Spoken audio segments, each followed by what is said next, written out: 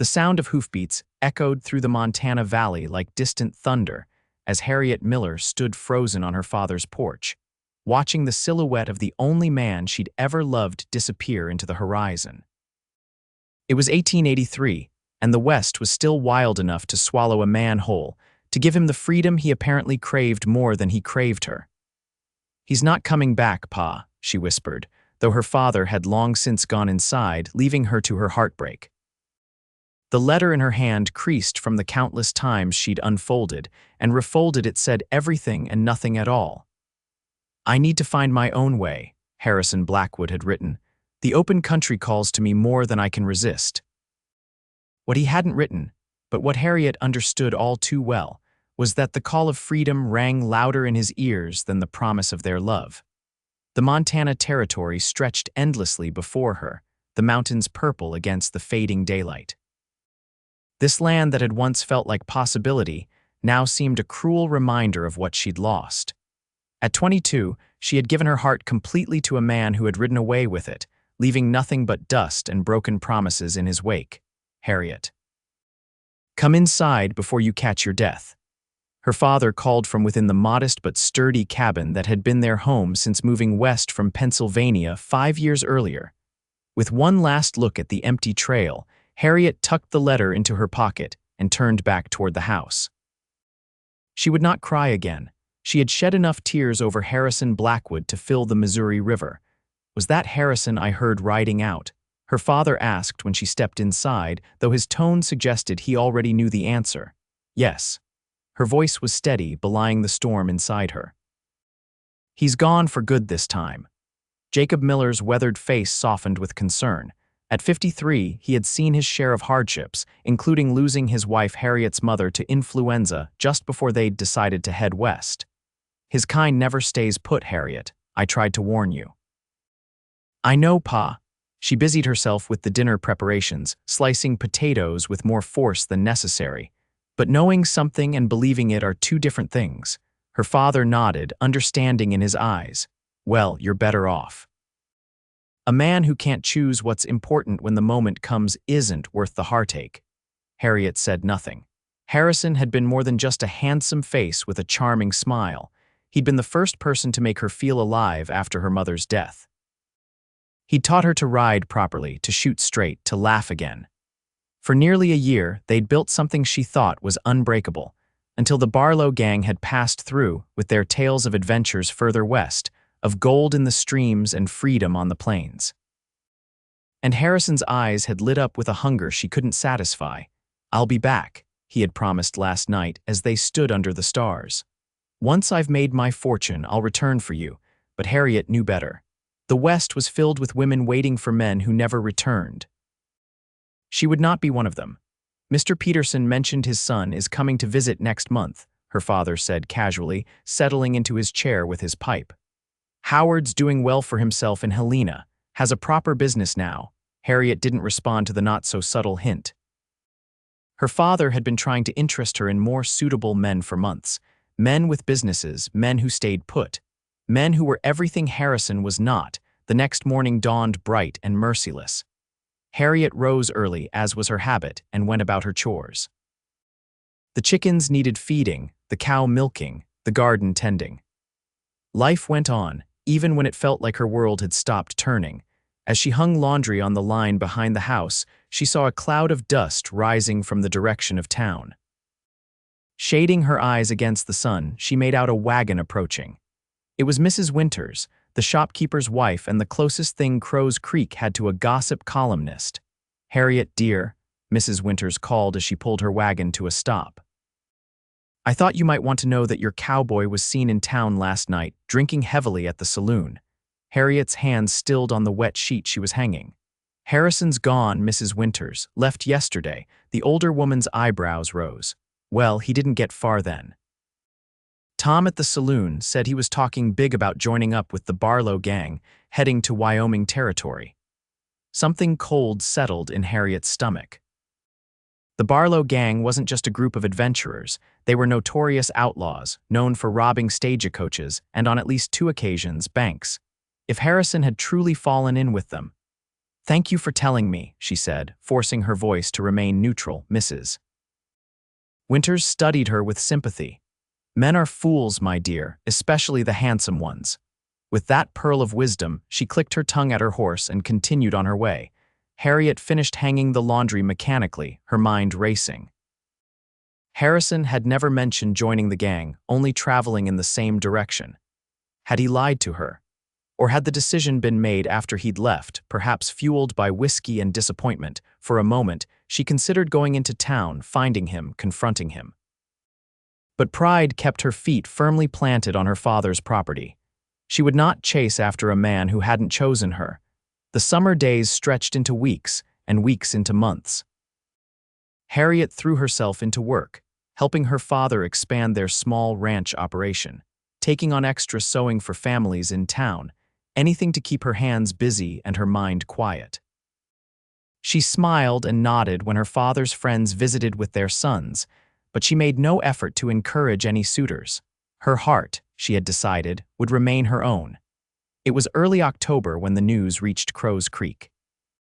The Barlow gang had attempted to rob a bank in Cheyenne and had been met with armed resistance. 3 gang members had been killed in the ensuing gunfight, including, according to the telegram that arrived at the general store, one Harrison Blackwood. The news hit Harriet like a physical blow. She had been in the store when the telegram was read aloud, and she'd had to grip the counter to keep from collapsing. The pitying looks from the other customers had been almost as unbearable as the news itself. "I'm so sorry, Miss Miller," the shopkeeper had said gently. "I know you and Blackwood were close," she had nodded, unable to speak, and somehow made it home before the tears came. Her father had found her in the barn, sobbing into her horse's mane. "Oh, my girl," he had murmured, holding her as she hadn't allowed him to do since she was a child. "My poor, sweet girl." The grief was different this time, sharper, more definitive. There would be no return, no reconciliation. Harrison was gone, not just from her life, but from the world entirely. And she was left with the knowledge that the man she had loved had died an outlaw's death, far from home, far from her. Winter came early that year, blanketing the Montana landscape in white. Harriet moved through the days like a ghost, performing her duties but finding little joy in anything. Her father watched her with growing concern, but seemed at a loss for how to help her heal. It was during the first heavy snowfall in December that the stranger arrived. Harriet was alone in the house, her father having gone to town for supplies before the weather worsened, when she heard the knock at the door. Cautiously, for unexpected visitors were rare, especially in such weather, she approached the door, her father's shotgun in hand. "Who's there?" she called. "A traveler seeking shelter from the storm, madam," came the reply, the voice male and unfamiliar. Harriet hesitated. Hospitality was the way of the West, but so was caution for a woman alone. "I've been riding since dawn," the voice continued. "My horse is about done in, and I spotted your chimney smoke. I'd be grateful for just a place to warm up before moving on." With the gun still ready, Harriet unlatched the door and pulled it open a crack. The man on her porch was bundled against the cold, snow dusting his broad shoulders and the brim of his hat. When he looked up, she saw a face she didn't recognize, handsome in a rough way, with a beard that couldn't quite hide a strong jawline and eyes the color of a summer sky. "Much obliged, madam," he said, touching the brim of his hat. "Name's Henry Daniels." "Harriet Miller," she replied, still not lowering the gun. "My father will be back shortly." The man Henry nodded, understanding her wariness. "I mean no harm, Miss Miller. Just looking to get out of this weather for a spell." Something in his direct gaze convinced her. She stepped back, allowing him entry but keeping the shotgun visible. "You can warm yourself by the fire. There's coffee on the stove if you'd like some." "That would be mighty kind," he said, stomping the snow from his boots before entering. As he shed his heavy coat, Harriet noticed he wore a gun belt with a well-worn holster. Not unusual for a man traveling these parts, but it made her glad for the shotgun in her hands. Henry moved to the fireplace, holding his hands out to the flames. "You and your father run this place alone. We manage," she answered, not wanting to reveal too much to a stranger. He seemed to sense her reticence and nodded. "It's a fine piece of land from what I could see before the snow got too thick." He accepted the coffee she cautiously offered. "Thank you." They fell into an uneasy silence, broken only by the crackling of the fire and the howling wind outside. Harriet kept her distance, watching as he sipped the hot coffee, his expression one of simple gratitude for the small comfort. "What brings you to these parts, Mr. Daniels?" she finally asked. "Not many travelers this time of year." Something passed across his face, a shadow of emotion quickly controlled. "I'm tracking someone, or I was before this storm hit. A bounty hunter. It wasn't an uncommon profession, though not one that inspired much trust. Of a sort," he replied cryptically. "Though this particular hunt is more personal than professional." Before she could question him further, the sound of a wagon approaching interrupted them. Relief flooded through Harriet. Her father was home. Jacob Miller entered with a flurry of snow and cold air, stopping short at the sight of the stranger by his fire. His hand moved instinctively toward his own gun. "Pa, this is Mr. Henry Daniels," Harriet explained quickly. "He was caught in the storm and asked for shelter." Her father assessed the situation, noting the shotgun still in Harriet's hands and the respectful distance the stranger maintained. After a moment, he nodded gruffly. "Any man caught in this weather deserves a warm hearth. You're welcome to stay until it passes, Mr. Daniels." "I appreciate that, sir," Henry replied, standing to offer his hand. As the men shook hands, Harriet observed their visitor more closely. There was something in his bearing that spoke of confidence and capability, but also a wariness, as if he were accustomed to watching his back. His clothes were of good quality, but showed signs of hard travel, and his hands bore the calluses of a man familiar with both labor and weapons. The storm showed no signs of abating, so they prepared for an unexpected guest for the night. Conversation over the simple supper Harriet prepared was stilted at first, but as the evening progressed, Henry proved to be both respectful and surprisingly well-spoken for a man who appeared to live by his wits on the frontier. "You said you were tracking someone," Jacob mentioned as they sat with after-dinner coffee. "Not many trails to follow in weather like this." Henry nodded, his expression turning serious. "The man I'm after has been lying low in these parts, according to my information. Goes by different names, but he's recognizable enough: tall, dark-haired, with a scar along his right forearm from a knife fight in Dodge City." Harriet nearly dropped her cup. The description could have fit any number of men, but the scar. Harrison had a scar exactly like that, one he'd told her came from a barroom brawl years before they'd met. "What's this man done?" her father asked, not noticing Harriet's reaction. "He rode with the Barlow gang for a time," Henry said, his eyes briefly meeting Harriet's before returning to Jacob. "But that's not why I'm after him. He has something that belongs to me, something of great value." "The Barlow gang," Jacob's tone sharpened. "They were hit hard in Cheyenne a few months back. Most were killed or captured." Henry's expression revealed nothing, "So I heard. But the man I'm looking for wasn't among the dead or captured. He has a talent for disappearing when trouble finds him." Harriet found her voice, though it sounded strange to her own ears. "I thought all the gang members were accounted for after the Cheyenne robbery." Henry studied her for a long moment. "Not all of them, Miss Miller. Some are very good at playing dead when it suits them." The implication of his words hung in the air. Harriet felt her pulse quicken. Could he be suggesting what she thought, that Harrison hadn't died in Cheyenne? That it had been some kind of ruse? "Well," her father said, oblivious to her inner turmoil, "I doubt your quarry is anywhere nearby. Crow's Creek is too small for strangers to go unnoticed." "Perhaps," Henry conceded.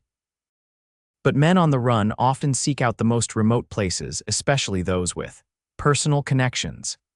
His eyes met Harriet's again, and this time she was certain there was a message in them, a question, a warning, she couldn't tell which. That night, sleep eluded her. She lay awake, listening to the storm rage outside and thinking about their mysterious guest and his even more mysterious quarry. If Harrison was alive, and that was a monumental, why would he have allowed her to believe he was dead? And what could he possibly have taken from Henry Daniels that would drive the man to track him through a Montana winter?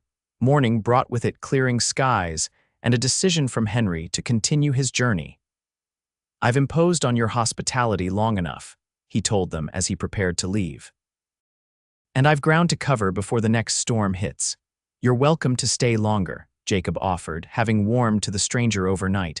The trails will be near impassable with the fresh snow. I appreciate that, sir, but I've delayed too long already. Henry turned to Harriet, his expression serious. Thank you for your kindness, Miss Miller, she nodded, still unsettled by the thoughts that had kept her awake. As her father went to help Henry with his horse, she made a sudden decision. Grabbing her shawl, she followed them outside. Mr. Daniels, she called as he mounted his horse. A word, if you please. Her father glanced between them, then tactfully retreated to the barn, leaving them alone. This man you're looking for, Harriet said without preamble. You believe he's Harrison Blackwood, don't you? Henry's expression gave nothing away. I never mentioned that name. You didn't have to. The description, the scar, the connection to the Barlow gang. Harrison was reported dead in Cheyenne, but you don't believe that, do you? For a long moment, he simply looked at her, as if assessing how much to reveal. Then he sighed. No, Miss Miller, I don't believe Harrison Blackwood died in Cheyenne. In fact, I'm certain he didn't. The confirmation, even of just the possibility, made her dizzy. How can you be sure? Because the man using the name Harrison Blackwood is actually my brother, Harold Daniels, and he's been using stolen identities for years. The revelation hit her like a physical blow. Your brother, that's not possible. I knew Harrison for nearly a year. We were. She faltered. In love, Henry's voice held no mockery, only a kind of resigned understanding. My brother has a gift for making people believe in him, Miss Miller, especially women. It's what makes him so dangerous. Harriet shook her head, unwilling to accept what he was saying. If what you're saying is true, why would he pretend to be dead?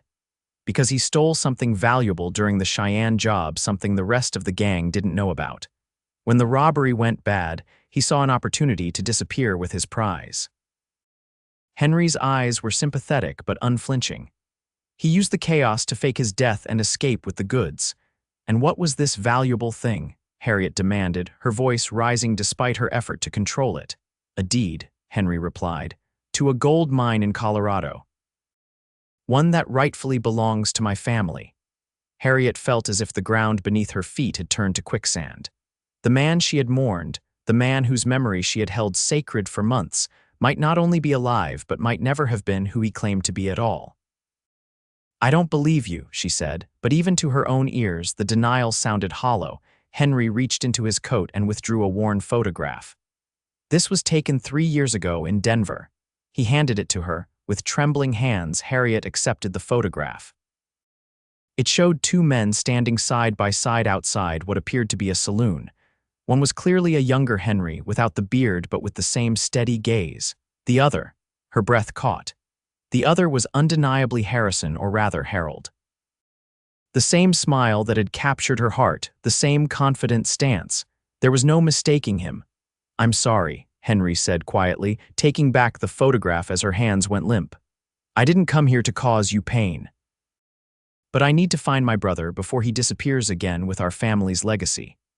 Why tell me this at all? Harriet asked, her voice barely audible over the sound of her own heartbeat thundering in her ears.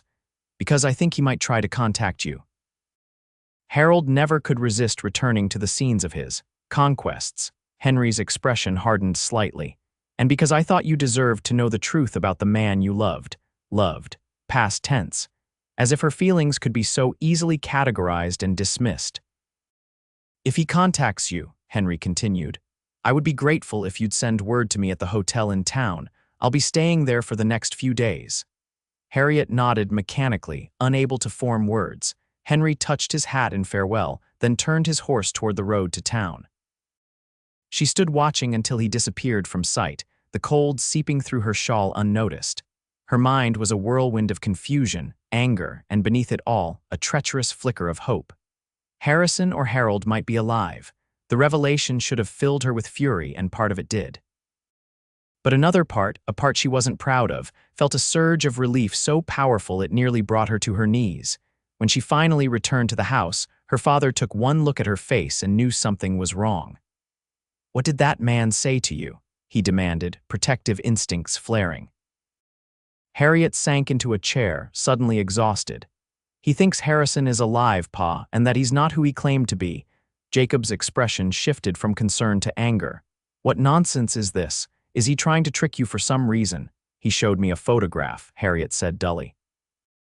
Of Harrison with him. Only in the photograph Harrison is his brother Harold. Her father sat heavily across from her. Are you certain it was him? Yes. The word came out barely above a whisper. It was him. Jacob's face darkened. If this is true, if that scoundrel lied to you, faked his own death and is now hiding out somewhere. He didn't finish the threat, but his meaning was clear. It might not be true, Harriet said, though she didn't believe her own words. Henry Daniels could be lying for reasons of his own. To what end? What would he gain by spinning such a tale? She had no answer for that. The photograph had been convincing, and something in Henry's straightforward manner had rung true. But accepting the truth meant accepting that everything she had shared with Harrison, every laugh, every kiss, every promise had been built on lies. For the next several days, Harriet moved through her routines in a fog of uncertainty. Every sound from the road made her head turn. Every passing rider caused her heart to race. She both dreaded and longed for the appearance of the man who had broken her heart twice over, once by leaving and once by dying. Or not dying, as the case might be. Her father watched her with growing concern, his initial anger at the situation giving way to worry for his daughter's well-being. Perhaps we should go away for a while, he suggested one evening. Visit your aunt in St. Louis. A change of scenery might do you good. Harriet shook her head. I can't run away, Pa. Whatever the truth is, I need to face it here. A week passed with no sign of either Harrison Blackwood or Harold Daniels. Harriet began to wonder if Henry's information had been wrong, if his brother had moved on to some other territory, some other unsuspecting heart to break. Then, on a crisp January morning, as she returned from feeding the chickens, she saw him. A rider approached from the east, his silhouette unmistakable even at a distance. Harriet froze, the empty feed bucket clutched in her suddenly bloodless fingers. It couldn't be, and yet it was. Harrison Blackwood or Harold Daniels rode toward her father's ranch as confidently as he had ridden away from it months earlier. He wore a different coat, his hat was new, but the way he sat a horse, the set of his shoulders, these were etched into her memory. She should run inside, bar the door, send him away. She should call for her father, who was in the barn and would come running at her shout. She should do anything but stand there, waiting, her heart in her throat. But she remained rooted to the spot as he drew closer, close enough for her to see his face, to confirm what her heart already knew. It was him, alive, returned. He pulled his horse to a stop a few yards away, his eyes never leaving her face. For a long moment neither spoke. "Hello, Harriet," he finally said, his voice exactly as she remembered it, deep, with that hint of a southern drawl that had charmed her from the first. Harrison. She couldn't bring herself to call him Harold, not yet. Or should I say Harold? Surprise flashed across his face, quickly masked. "I see my brother found you." He did. Her voice sounded strange to her own ears, too calm for the storm raging inside her. "He told me an interesting story about a man who fakes his own death and steals family property." Harrison Harold dismounted smoothly, his movements as graceful as she remembered. He approached slowly, as one might approach a skittish horse. Henry has always had a flair for the dramatic. The mine deed is as much mine as his. And what about your name? Is that yours too, or just another thing you've stolen? Pain flashed in his eyes, so convincing she almost believed it genuine. I've had to become many people over the years, Harriet, but the man you knew, the man who loved you, he was real. Was he? The anger she had been suppressing began to surface. Because the man I knew wouldn't have let me believe he was dead for months. He wouldn't have lied about something so fundamental as his own name. He took another step toward her. I had my reasons. The Barlow gang turned on me after Cheyenne. They thought I had betrayed them. I needed to disappear completely, even from you, to keep you safe. And yet here you are, she countered. If you're in such danger, why return at all? Because I couldn't stay away. His voice dropped, became intimate, the voice that had whispered promises under Montana stars. Because despite everything, I love you, Harriet. That was never a lie. She wanted to believe him. God help her. Some part of her still wanted to fall into his arms and forget the months of grief, the revelations, everything but the fact that he was alive and standing before her. Instead, she took a step back. "Your brother is in town. He's looking for you." Harrison's expression hardened slightly. "Henry has been looking for me for years. He won't stop until he gets what he believes is his." "And what is that exactly?" "The truth this time." He sighed, running a hand through his hair in a gesture so familiar it made her heart ache. "Our father left us both equal shares in a gold mine in Colorado. Henry believes he should have sole ownership because he's the older brother, the responsible one." His mouth twisted bitterly. "I took the deed because I knew he'd never honor our father's wishes. He'd cut me out completely." It sounded plausible. But then, everything about Harrison had always sounded plausible. That was his gift, making people believe. "Why should I believe anything you say?" she asked, her voice growing stronger. "You've lied about who you are, about being dead. For all I know, you're lying now." "Because you know me, Harriet." He took another step closer, close enough that she could smell the familiar scent of him, leather and wood smoke, and something uniquely his. "You know my heart, whatever name I carry." The door to the house opened behind her, and her father emerged, shotgun in hand. "Step away from my daughter," Jacob ordered, his voice hard as iron. Harrison Harold raised his hands slowly. "Mr. Miller, I can explain. Can you explain letting my daughter believe you were dead? Can you explain using a false name and who knows what other lies?" Jacob's finger rested near the trigger, not on it, but the threat was clear. "Pa, please," Harriet said, finding her voice. "Let's hear what he has to say." Jacob's expression was thunderous, but he nodded curtly. "Inside, where I can keep an eye on you, Blackwood, or whatever your name really is." The three of them moved into the house, an awkward procession with Jacob keeping his shotgun trained on their visitor's back. Once inside, he motioned for Harrison to sit at the table while he remained standing, the gun still at the ready. "Talk," he commanded, "and it had better be good." Harrison Harold looked at Harriet rather than her father as he began to speak. "My real name is Harold Daniels. I was born in Tennessee, raised mostly in Colorado after my family moved west when I was 10. My father struck gold, built a modest mine operation.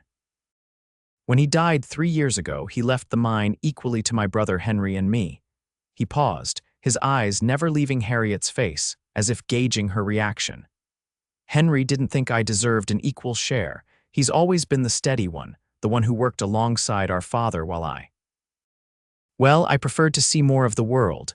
"You mean you were a drifter?" Jacob interjected coldly. Harrison Harold inclined his head in acknowledgement. "I've been many things, Mr. Miller, not all of them honorable, but I never intended to hurt your daughter." "Yet you did," Harriet said quietly. "You let me think you were dead." Pain flashed across his face again. "After Cheyenne went bad, the gang suspected someone had tipped off the law. They were looking for someone to blame. I saw an opportunity to escape not just from the law, but from men who would have killed me if they'd found me. The paper reported I was among the dead, and I let that stand." "For your own protection," Jacob said skeptically. "And for Harriet's," Harold insisted. "The gang had seen her with me when they passed through Crow's Creek. If they thought I was alive, they might have come looking, might have used her to get to me." It was a convenient explanation. Too convenient, perhaps. Yet there was an earnestness in his eyes that made Harriet want to believe him. "And the mine deed?" she asked. "Your brother says you stole it." Harold's expression hardened slightly. "I took what was rightfully mine. The deed has both our names on it.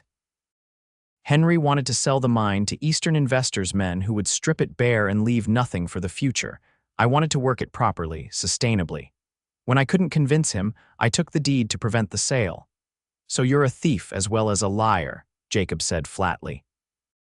"I'm a man who made mistakes," Harold replied, his eyes still on Harriet. "But loving your daughter wasn't one of them." Harriet felt torn between wanting to believe every word and remembering the months of grief she'd endured because of this man's deception. Why come back now? Why not stay?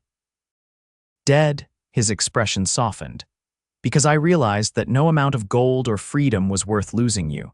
I've been watching the ranch for days, trying to find the courage to face you after what I did. When I saw Henry arrive during the storm, I knew I had to act before he poisoned your mind against me completely." "The truth isn't poison," Harriet countered. "It's just the truth. And now you have it," Harold said simply. "All of it. What you do with it is up to you." An uncomfortable silence fell over the room. Jacob still stood with his shotgun ready, his expression unyielding. Harold sat calmly, waiting, his eyes never leaving Harriet's face. And Harriet. Harriet felt as if she were standing on the edge of a precipice, with no way to know what awaited her at the bottom.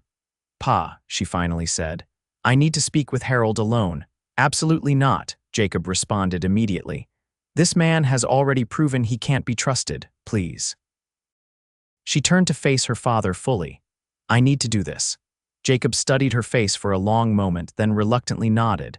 "I'll be right outside the door. If you so much as raise your voice, Harriet, I'm coming back in with this shotgun loaded and ready." After her father had stepped outside, closing the door firmly behind him, Harriet turned back to Harold.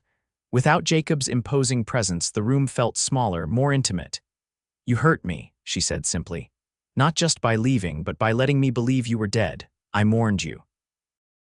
I cried for you." Regret etched deep lines around his eyes. "I know, and I'll spend the rest of my life making that up to you if you'll let me." "How can I ever trust you again? How can I believe anything you say?" He stood slowly, respectfully keeping his distance. "I can't answer that for you, Harriet. Trust isn't given, it's earned. All I can do is ask for the chance to earn it back. And what about your brother? He's still looking for you, still determined to get that deed." Harold's expression hardened briefly before softening again.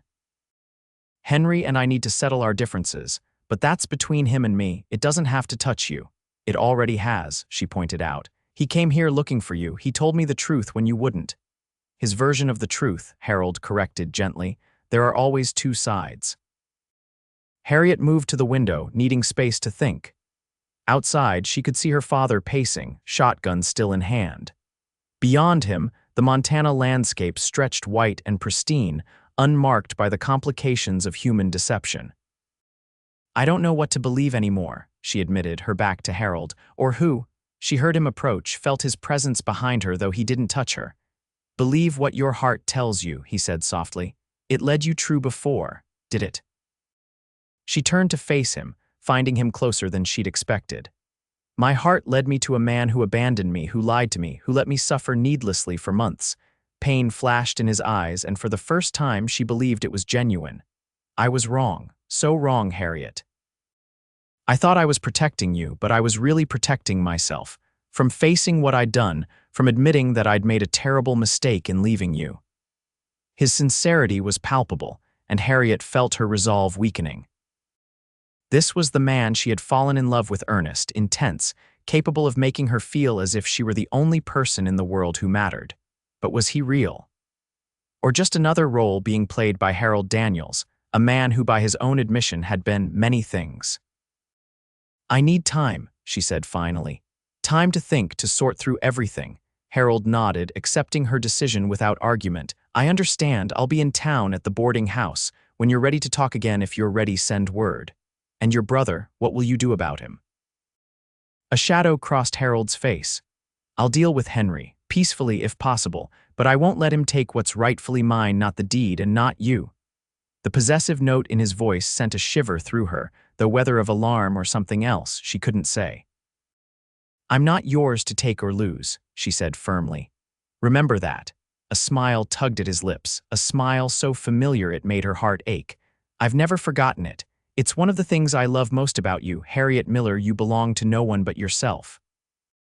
With that, he moved toward the door, pausing with his hand on the latch. "Whatever you decide, know that I love you. That was never a lie." Then he was gone, facing her father's barely contained fury with a dignity that surprised her. She watched from the window as he mounted his horse and rode toward town, his back straight, his head high. Only when he had disappeared from sight did she allow herself to sink into a chair, the emotions she had been holding at bay washing over her in a wave that left her breathless. He was alive. He had lied. He had returned. He claimed to love her still, too many truths and possible falsehoods to untangle in a single sitting. "Harriet," her father's voice concerned as he re-entered the house. "Are you all right?" "I don't know, Pa," she answered honestly. "I just don't know." Jacob sat across from her, setting the shotgun aside at last. "You're not thinking of forgiving him, are you, after everything he's done?" Harriet sighed. "I'm not thinking anything yet. I need time." Her father's weathered face creased with worry. That man is trouble, Harriet. Whatever name he's using, whatever story he's telling, he brings chaos with him. You deserve better. Perhaps I do, she acknowledged, but my heart doesn't seem to care what I deserve. The following day, Harriet rode into town alone over her father's objections.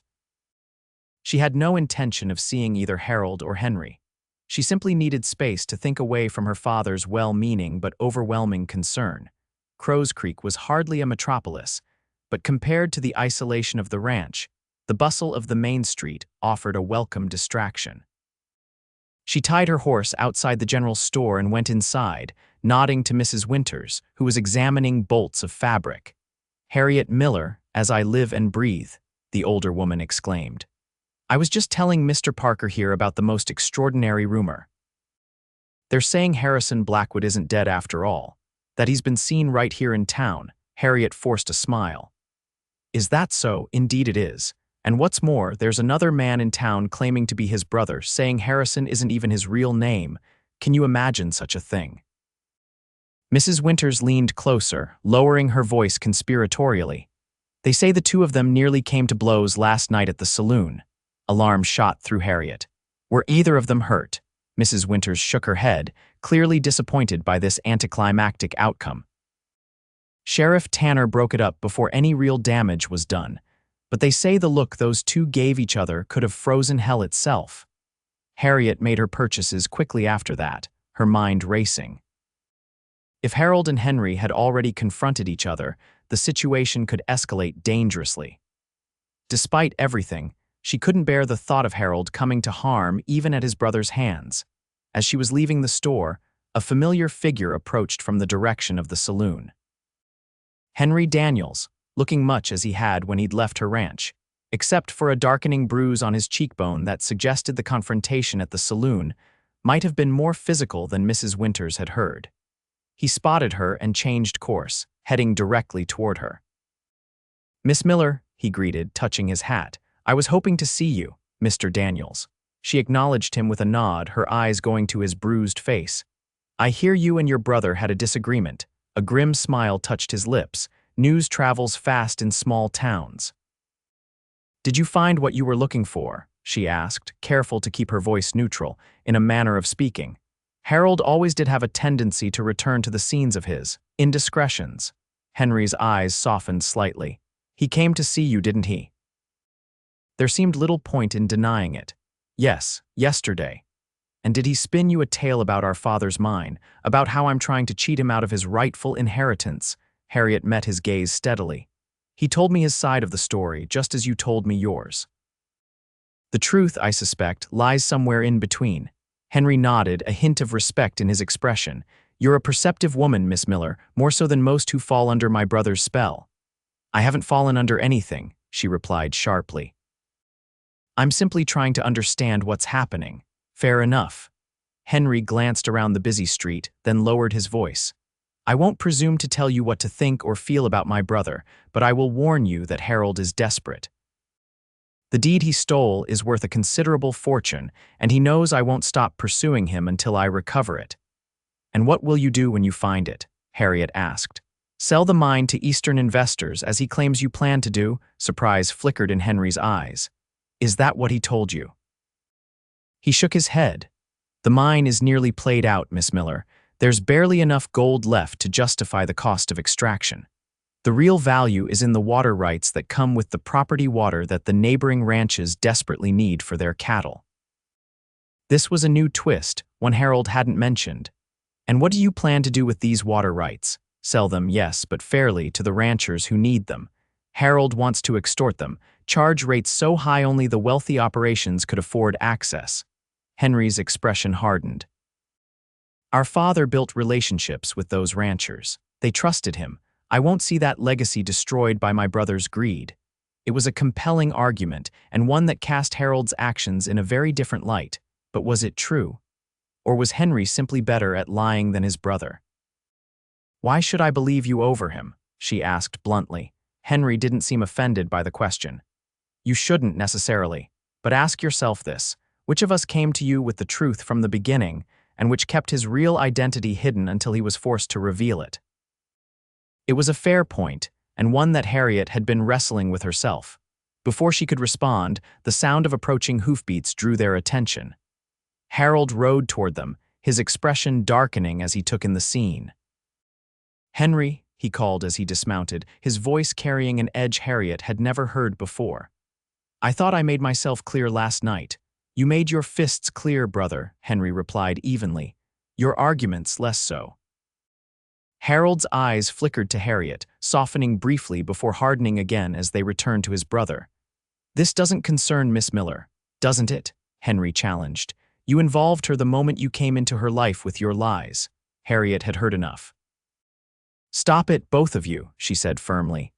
"I'm not a prize to be fought over, nor a judge to decide which of you is telling the truth." Both men had the grace to look chastened, though the tension between them remained palpable. "Harriet," Harold began, his voice gentling. "I didn't come here to fight, I just saw you with him and thought." "Thought what?" she challenged. "That I'd believe whatever pretty story you told me without question, that I wouldn't want to hear both sides." Pain flashed in his eyes. "No, I thought you might be in danger. Henry can be persuasive when he wants something." "As can you," she countered. "Neither of you has a monopoly on charm or deception."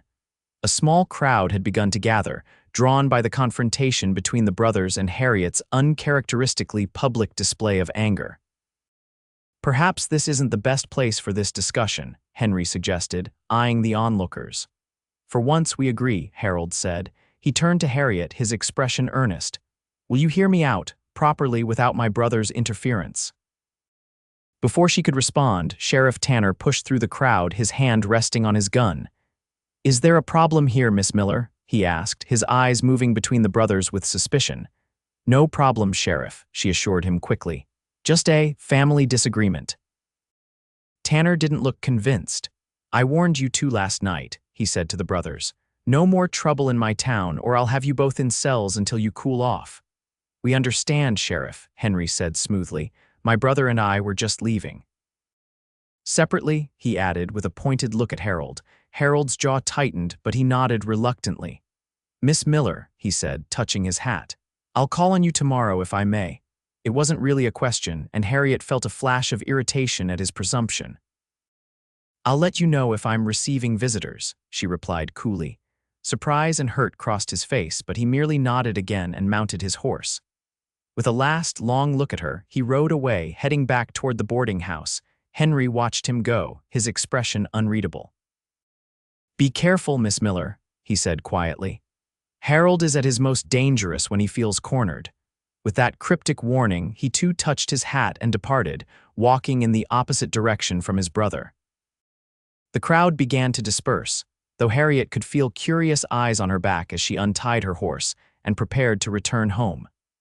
She had come to town seeking clarity and found only more confusion, more conflicting stories, more reasons to doubt both brothers and her own judgment.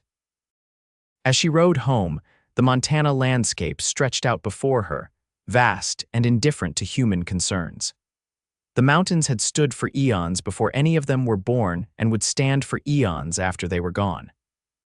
There was comfort in that perspective, in the reminder that her troubles, however all-consuming they seemed now, were but a brief moment in the grand scheme of things. Her father was waiting anxiously when she returned, his relief at seeing her unharmed quickly giving way to concern as she recounted her encounters with both brothers. "This has gone far enough," he declared when she had finished. "These men are bringing their feud to our doorstep, putting you in the middle of something dangerous. I want them both gone from Crow's Creek." "It's not that simple, Pa," Harriet said wearily. "Whatever lies Harold has told, whatever his real name is, my feelings for him weren't a lie." Jacob's expression softened with sympathy. "I know, daughter, but feelings can blind us to the truth, make us vulnerable to those who would take advantage, and they can also guide us to what matters most," she countered.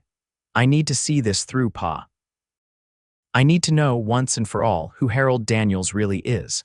Her father sighed, recognizing the determination in her voice. "You're as stubborn as your mother was," he said, a note of pride beneath the exasperation. "Just promise me you'll be careful, don't meet either of them alone." Harriet nodded, though in her heart she wasn't sure she could keep that promise. Some conversations could only happen in private, away from judging eyes and protective fathers. That night, she lay awake long after her father had gone to bed, replaying the events of the day in her mind. Both brothers had presented compelling cases, both had accused the other of lying, and both, she suspected, were telling partial truths at best. The sound of a pebble hitting her window startled her from her thoughts. She rose quickly, wrapping a shawl around her nightgown, and moved to the window.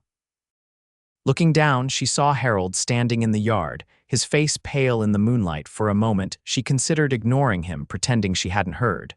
But curiosity and, yes, the stubborn remnants of love compelled her to open the window. "What are you doing here?" she whispered. "My father will shoot you if he finds you." "I had to see you," Harold replied, his voice carrying just enough to reach her. "Please, Harriet, 5 minutes, that's all I ask." She should refuse. She should close the window and go back to bed.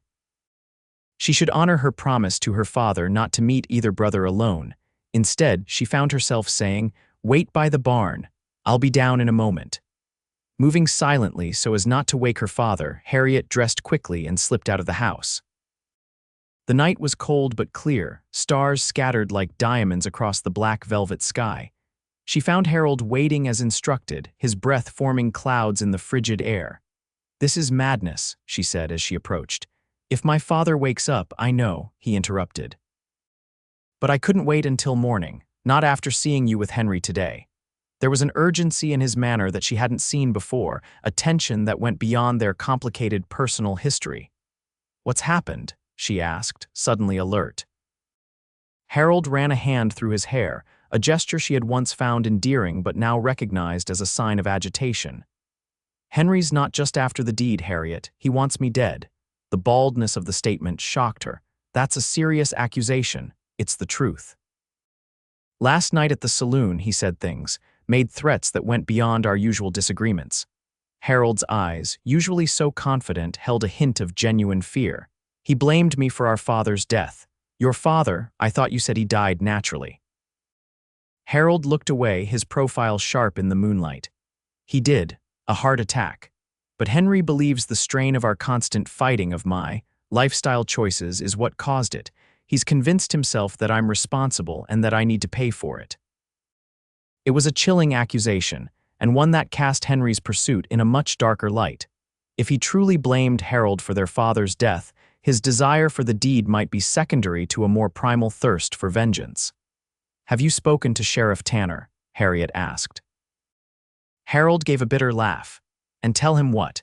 That my brother, a respectable businessman, made veiled threats in a saloon against me, a known associate of the Barlow gang. Who do you think he'd believe?" He had a point.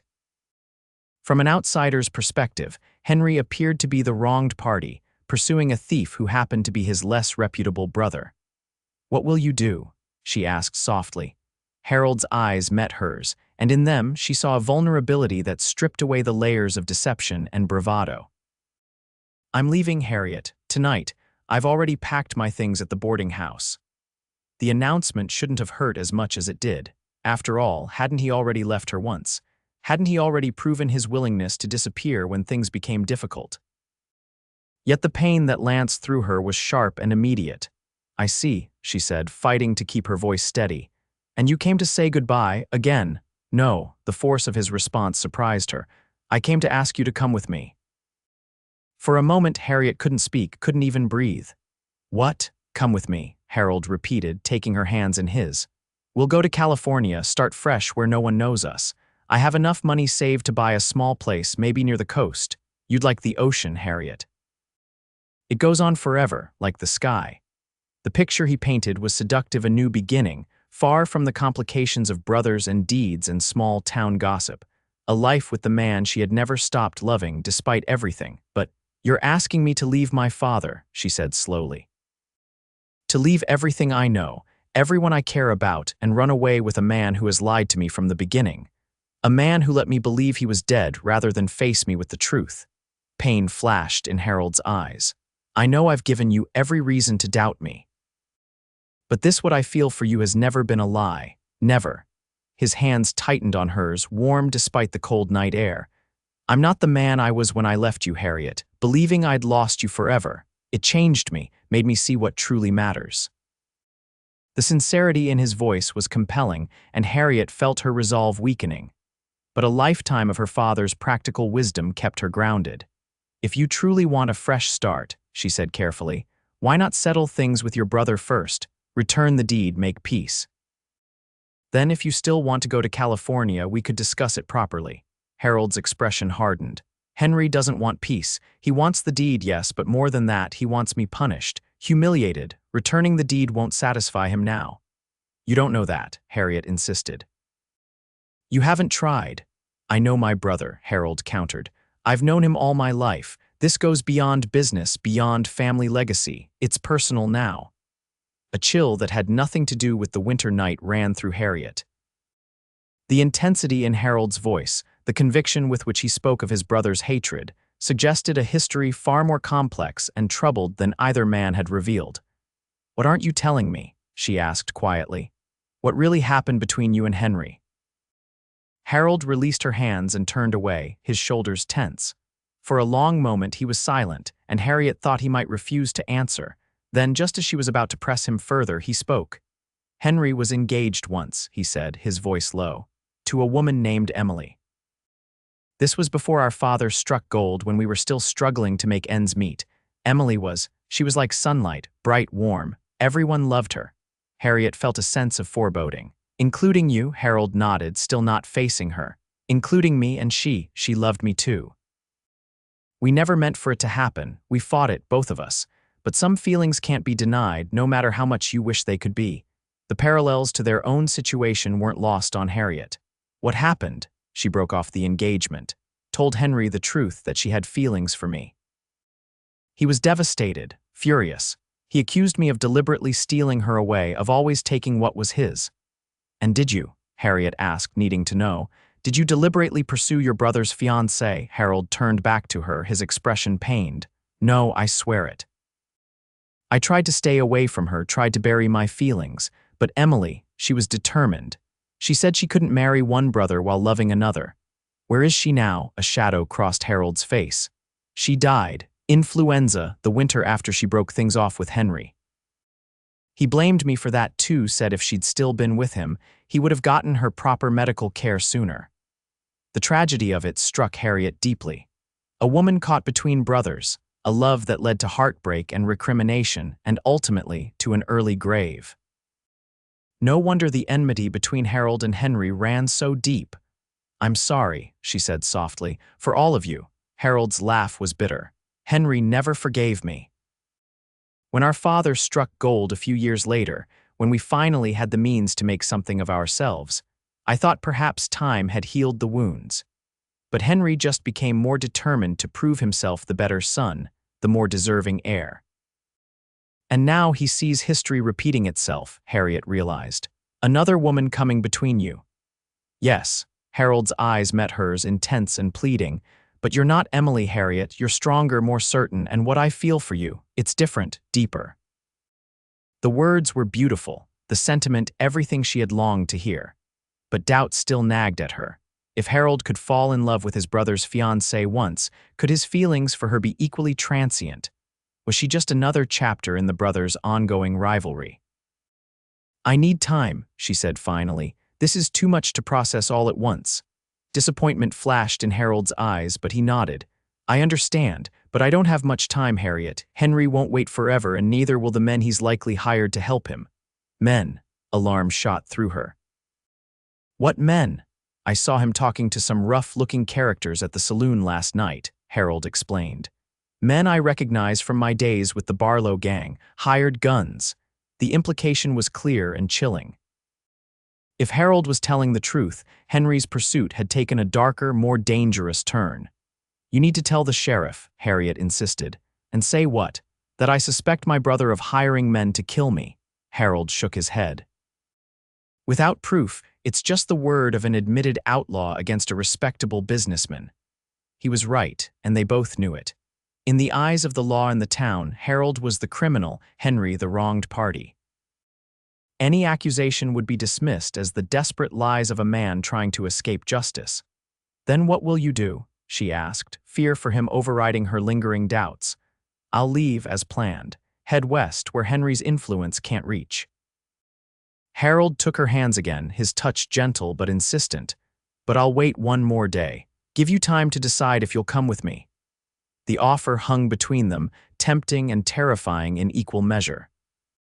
To leave everything behind, to trust this man who had already broken her heart once it was madness, and yet, one day, she agreed finally. I'll give you my answer tomorrow night. Relief washed over Harold's face. Thank you, that's all I ask. He raised her hands to his lips, pressing a kiss to her knuckles. Whatever you decide, know that I love you, Harriet Miller. That has never changed and never will. With that, he released her and melted into the shadows, leaving Harriet alone with her thoughts and the weight of an impossible decision.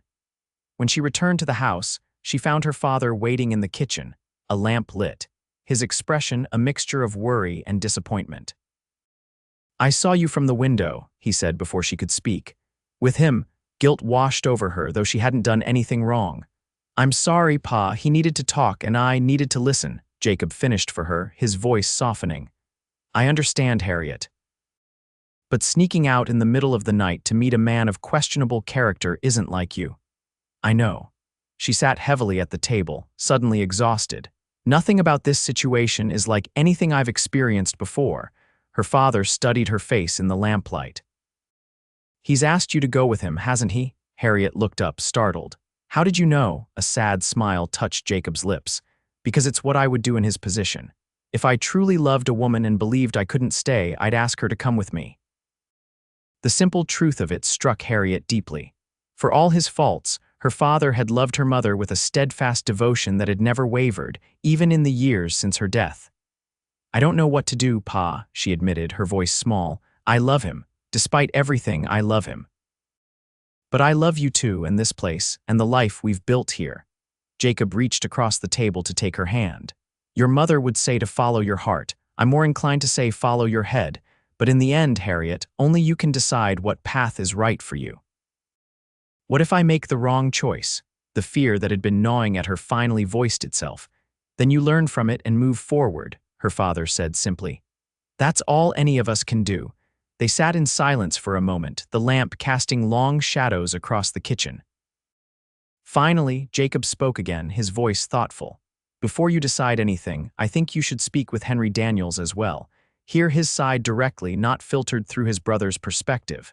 It was sensible advice, and Harriet nodded. I will tomorrow. With that settled, they both retired to their rooms, though Harriet doubted either of them would find much sleep. Her mind was too full of competing narratives, of love and suspicion, of hopes and fears.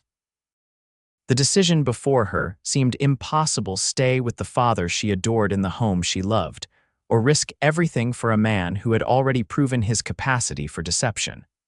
The morning brought no clarity, but it did bring renewed determination. After breakfast, Harriet rode into town again, this time with a specific purpose in mind. She would speak with Henry Daniels, as her father had suggested, and then make her decision based on all available information, not just Harold's urgent pleas. She found Henry at the hotel dining room taking a late breakfast.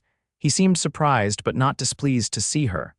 Miss Miller, he greeted, rising from his table. This is unexpected. I need to speak with you, she said without preamble. Privately. Henry gestured to the chair across from him. Please join me. The dining room is nearly empty and we can speak quietly. Harriet sat, declining his offer of coffee with a shake of her head. I want the truth, Mr. Daniels, all of it. About you, about Harold, about Emily. Surprise flashed across Henry's face, followed quickly by a grimace of pain. He told you about Emily, did he? I'm not surprised. My brother has always been skilled at using the past to manipulate the present. Is that what he's doing? Harriet challenged. Or is he simply being honest about your shared history? Henry studied her for a moment, then sighed. Emily was a complicated chapter in our lives. Harold probably told you I blame him for her death. That's not entirely accurate. I blame him for her unhappiness, for the confusion and pain she experienced after breaking our engagement, but her death was a tragedy, not his fault. It was a more nuanced view than Harold had presented, and it gave Harriet pause. And the mine deed. He says you want to sell the water rights at exorbitant prices, while he wants to be fair to the neighboring ranchers. A bitter laugh escaped Henry. Of course he does. Turn everything on its head, make himself the hero and me the villain. He leaned forward, his expression earnest. The truth, Miss Miller, is that I want to sell the water rights at fair market value, with preferential terms for the ranchers who were loyal to our father. Harold wants to sell to the highest bidder a railroad company that plans to divert the water entirely, leaving the ranchers high and dry. It was yet another contradiction, another layer of competing truths. Harriet felt her head beginning to spin with the complexity of it all. Last night, she said, deciding to confront the most serious accusation directly, Harold claimed he saw you talking to hired guns at the saloon. Men he recognized from his time with the Barlow gang. Henry's expression hardened. Did he now? And did he tell you I've hired these men to kill him? That would be convenient for his narrative, wouldn't it? Is it true? Harriet pressed. I spoke with several men at the saloon, Henry acknowledged. Former associates of the Barlow gang, yes, but I wasn't hiring them to kill my brother. I was hiring them to find something he stole, something even more valuable than the mine deed. This was a new twist, one Harold hadn't mentioned. What are you talking about? Henry hesitated, as if weighing how much to reveal. Then he reached into his coat and withdrew a folded document. This is a letter from our father, written just before his death. In it, he mentions a second property, a tract of land near Sacramento that he purchased quietly, without recording the deed in his name. Harriet frowned, confused. Why would he do that? Because the land contains something valuable, more valuable than gold. Henry's voice dropped to ensure no one else could hear. Oil. A substantial deposit, according to the geological survey he commissioned. He kept it secret because he didn't want to attract attention from the big petroleum companies until he was ready to develop it himself. The implications were staggering. If true, such a property would be worth a fortune, perhaps many times the value of the played-out gold mine. And you believe Harold has this second deed? Harriet asked. Henry nodded. I know he does. He took it from our father's safe after the funeral, along with the mine deed. I didn't realize its significance until I found this letter among our father's papers months later. It was a compelling story, and one that explained the intensity of Henry's pursuit. It also cast Harold's desire to flee to California in a new and potentially damning light. Why are you telling me this? Harriet asked, though she suspected she knew the answer. Because Harold has asked you to go with him, hasn't he? Henry's expression was knowing. To California specifically. He's dangled the promise of a new life, a small property near the coast, just the two of you starting fresh. The accuracy of his prediction was unnerving. How did you know? Because I know my brother, Henry replied simply, and because it makes perfect sense. He's not running from me, Miss Miller. He's running toward a fortune he believes is rightfully his alone. The accusation struck at the heart of Harriet's doubts. Was Harold's declaration of love genuine, or merely a convenient way to gain a companion for his journey to claim a hidden fortune? I don't know what to believe anymore, she admitted, the words escaping before she could stop them. Henry's expression softened with what appeared to be genuine sympathy. That's exactly what Harold counts on: confusion, doubt, competing narratives that make it impossible to discern the truth. He reached across the table, not touching her, but bringing his hand close to hers. Ask yourself this, Miss Miller, which of us has been consistent in our story? Which of us came to you with the truth from the beginning? And which has changed his tale with every telling, adapting it to counter whatever new information comes to light? They were damning questions, and Harriet had no immediate answers. Before she could respond, the door to the dining room opened, and Harold himself entered. He stopped short at the sight of them together, his expression darkening. Well, he said, his voice deceptively calm as he approached their table. This is cozy. Henry withdrew his hand, sitting back in his chair. Miss Miller and I were just having a frank discussion about family matters.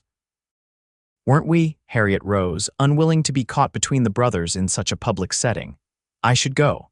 Not yet, Harold said, his eyes never leaving his brother's face.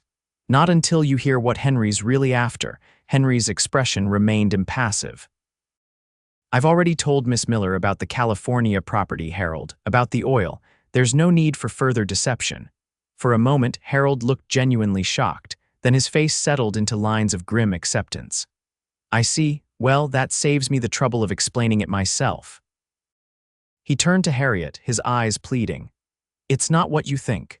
Yes, there's a property in California, and yes, it may contain oil, but our father meant it to be shared equally between us, just like the mine. I took both deeds because I knew Henry would try to claim everything for himself.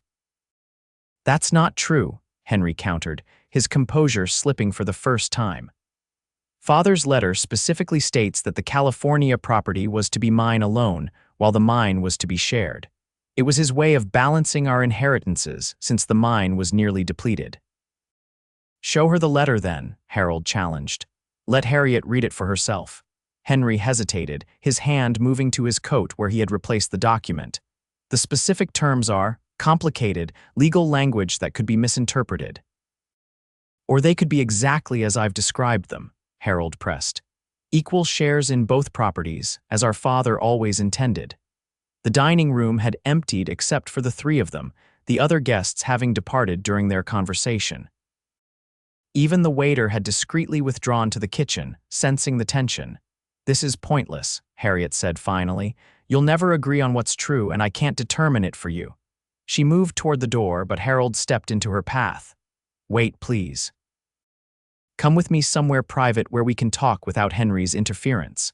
She's heard enough of your lies, Henry said, rising from his chair. Let her go, Harold. The brothers faced each other, the years of resentment and rivalry crackling between them like electricity before a storm. Harriet felt trapped in the middle, both literally and figuratively. Stop it, both of you, she said firmly. I'm leaving and neither of you is going to follow me. I need time to think alone. With that, she pushed past Harold and out of the dining room, her heart pounding.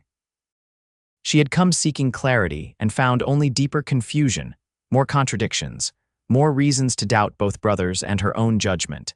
As she mounted her horse and rode toward home, Harriet felt the weight of the decision before her pressing down like a physical burden. Stay or go. Trust or doubt, safety or risk. The options tumbled through her mind in an endless, exhausting cycle. By the time she reached the ranch, she had made no progress toward a decision. Her father was out checking the cattle, according to the note he'd left, which gave her the solitude she craved. She moved through the familiar routine of household chores mechanically, her mind elsewhere. It was mid-afternoon when she heard a rider approaching. Expecting her father, she was surprised to see Sheriff Tanner instead, his expression grave as he dismounted. Miss Miller, he greeted, removing his hat. Is your father around? He's out with the herd, Harriet replied, a sense of foreboding growing. Is something wrong, Sheriff? Tanner nodded grimly. I'm afraid so. There was an incident in town this morning after you left. The Daniels brothers got into it again, only this time guns were drawn. Alarm shot through Harriet. Was anyone hurt? Henry Daniels took a bullet in the shoulder, nothing life-threatening but serious enough, the doctors tending to him now. The sheriff's eyes were sympathetic but professional. Harold Daniels rode out of town immediately after. I have men looking for him, but given his history with the Barlow gang, he knows how to disappear when he wants to. Harriet felt as if the ground had dropped away beneath her feet. Harold had shot his own brother. Whatever the provocation, however heated their rivalry, he had crossed a line that could never be uncrossed. Did anyone see what happened? She asked, her voice barely audible over the roaring in her ears. Several witnesses, Tanner confirmed. They say the brothers were arguing about you, Miss Miller, and about some property in California. Henry accused Harold of trying to steal you away along with the deed. Harold drew first, according to everyone who saw it. The revelation struck her like a physical blow. Their rivalry, their hatred, had finally erupted into violence, and she had been at the center of it. I need to see Henry, she said, the decision forming even as she spoke. To apologize, Sheriff Tanner frowned. Apologize, Miss Miller, none of this is your fault. These men brought their feud to Crow's Creek. You didn't invite it. Nevertheless, she insisted, I need to see him, and I need to tell you where Harold might be headed. The sheriff's expression sharpened with interest. You know where he's going? Harriet nodded slowly. He asked me to meet him tonight, to go with him to California. Understanding dawned in Tanner's eyes, and you were considering it. It wasn't a question, but Harriet answered anyway. I was. God help me, I was. The admission hung in the air between them, a testimony to the power Harold still held over her heart despite everything. But no longer. The man who could shoot his own brother in anger was not a man she could follow into an uncertain future. Where and when were you to meet him? Tanner asked, all business now. At the old McAllister cabin, midnight, Harriet replied. It's abandoned about 3 miles east of here. The sheriff nodded. I know it. We'll be there waiting for him. As Tanner rode back to town with this new information, Harriet stood on the porch, watching him go. The decision that had seemed so impossible that morning had been made for her by Harold's own actions. Whatever his justifications, whatever Henry's provocations, she could not bind her life to a man capable of such violence. When her father returned, she told him everything, the competing stories about the California property, the confrontation in the dining room, and finally, the shooting. Jacob listened without interruption, his weathered face growing more concerned with each revelation. Thank God you weren't there when it happened, he said when she had finished, and thank God you've come to your senses about that man. Harriet nodded, though a small, traitorous part of her heart still ached for what might have been. I need to see Henry, she said, to apologize for my role in this. Jacob frowned. You have nothing to apologize for, Harriet. These men brought their troubles to our door, not the other way around. Maybe, she acknowledged, but I still need to see him, to understand if nothing else. Her father studied her face, then sighed in resignation. I'll take you to town, but I'm not leaving you alone with either of those men ever again. The ride to town was silent, each lost in their own thoughts. At the doctor's office, they found Henry awake but pale, his left shoulder heavily bandaged. He attempted to sit up when Harriet entered, but the doctor pushed him gently back. No exertion, Mr. Daniels, the doctor admonished. That bullet did enough damage without you adding to it. Henry nodded weakly, his eyes never leaving Harriet's face. Miss Miller, I didn't expect to see you. I came to apologize, she said, moving closer to the bed. This happened because of me. Henry shook his head, wincing at the movement. This happened because of a rivalry that began long before you entered the picture. Harold and I have been heading toward this moment for years. The simple truth of it struck Harriet deeply. She had been a catalyst, perhaps, but not the cause. The brothers' enmity had roots that went back to their childhood, to Emily, to their father's death, to a lifetime of perceived slights and genuine wrongs. Still, she said, I'm sorry you were hurt. A ghost of a smile touched Henry's lips. It's not the first time Harold has caused me pain. Though it is the first time he's used a gun to do it. The bitterness in his voice was palpable, and Harriet felt a renewed surge of guilt for having even considered running away with Harold. Sheriff Tanner knows where to find him, she said quietly. I told him about our planned meeting tonight. Surprise flashed in Henry's eyes, followed by what looked like respect. That couldn't have been an easy decision.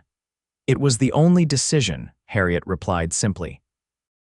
Whatever the truth about the deeds, about your father's wishes, about everything else, a man who would shoot his own brother is not a man I can trust with my heart or my future. Henry nodded slowly. For what it's worth, I believe you've made the right choice. Harold has always been impulsive, ruled by his emotions rather than reason. It's what made him charming and what makes him dangerous. There was a note of genuine regret in his voice that touched Harriet.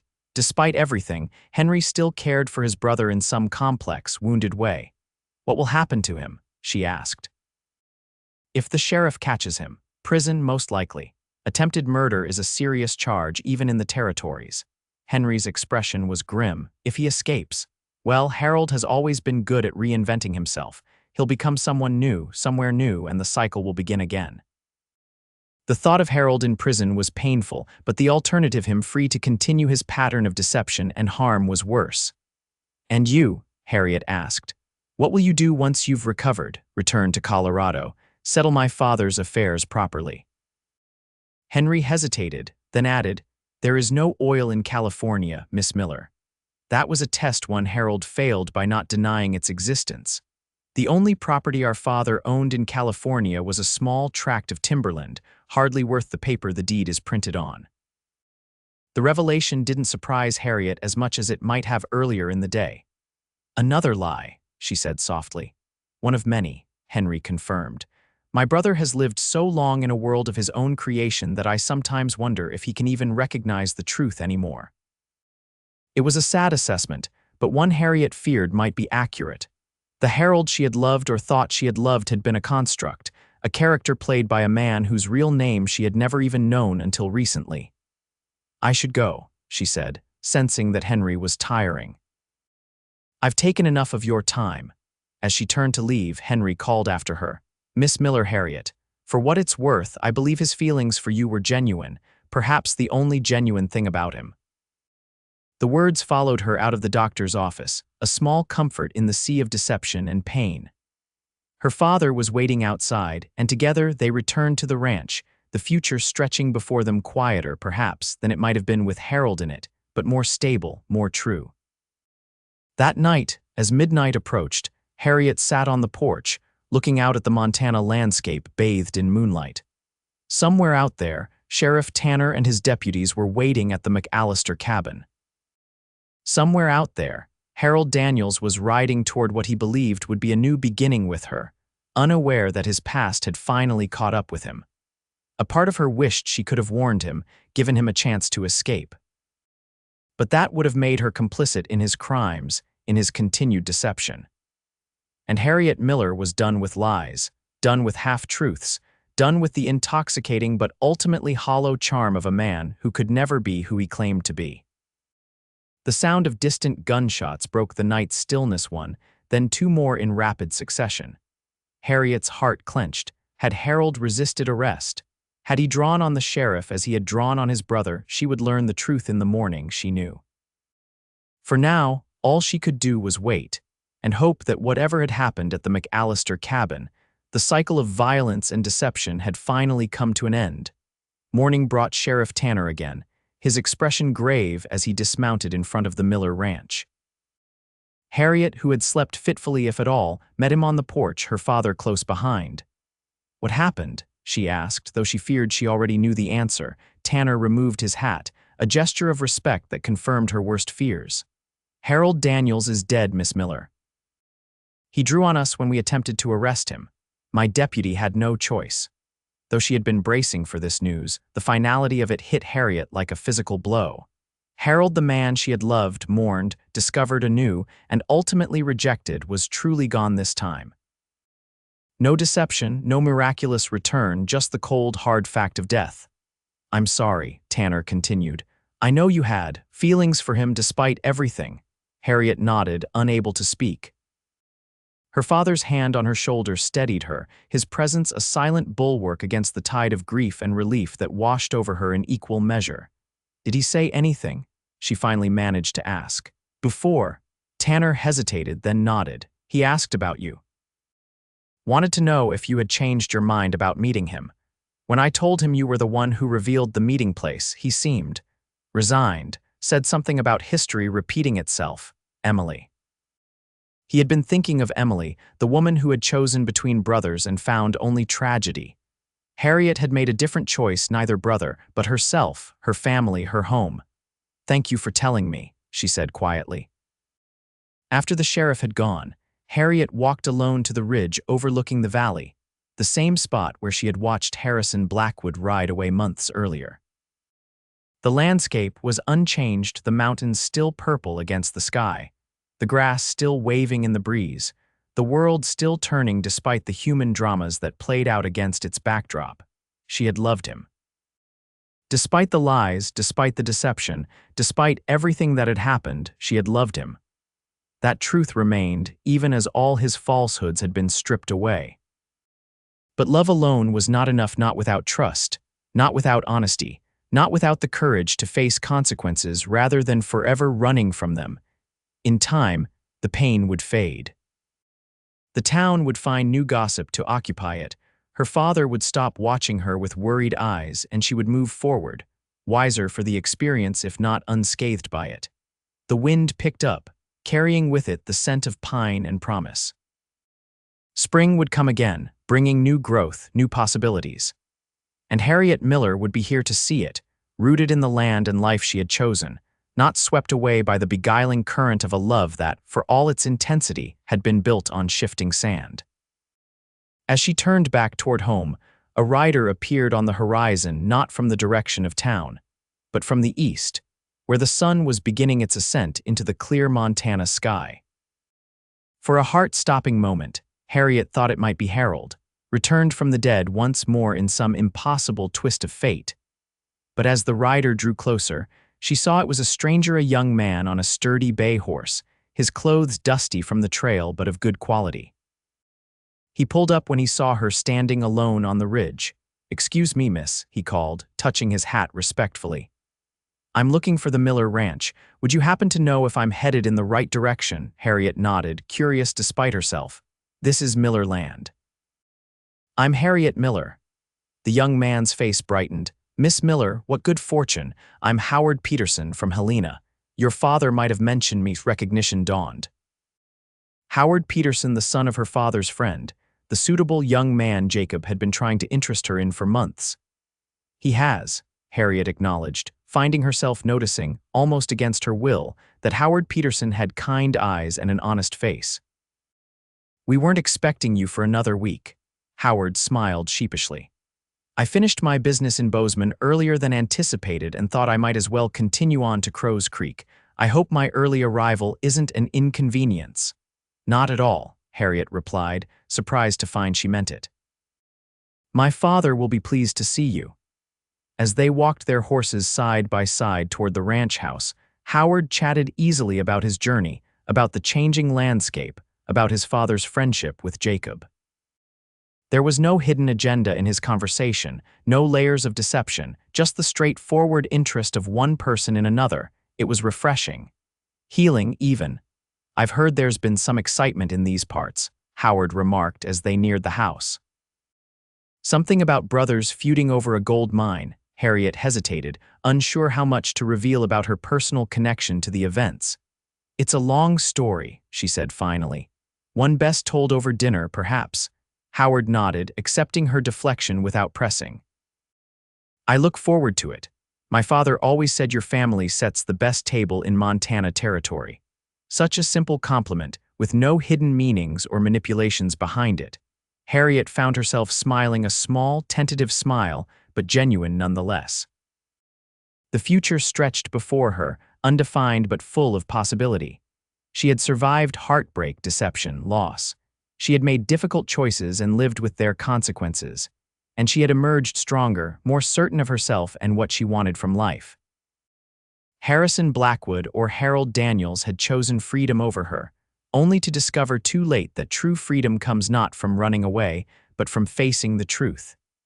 It was a lesson Harriet had learned as well, though at less ultimate cost. As she and Howard Peterson approached the ranch house, where her father waited on the porch with a look of pleased surprise, Harriet felt a sense of peace settle over her. Not happiness, not yet, the wounds were too fresh for that. But peace, and the quiet certainty that happiness would come again, in its own time and in its own way. And when it did, she would recognize it for what it was, not the intoxicating but ultimately destructive passion she had shared with Harold, but something steadier, truer. Something built on honesty and mutual respect, on shared values and common goals. Something, perhaps, like the warm smile Howard Peterson was directing her way as they dismounted in front of her home. "Welcome to the Miller Ranch, Mr. Peterson," she said, returning his smile with a small one of her own. "I think you'll find it's worth the journey." And as her father came down the steps to greet them, as the morning sun cast its golden light across the land she loved, Harriet knew she had made the right choice. Not just about Harold, but about herself, about the kind of life she wanted to live and the kind of person she wanted to be. It was enough. For now, it was more than enough.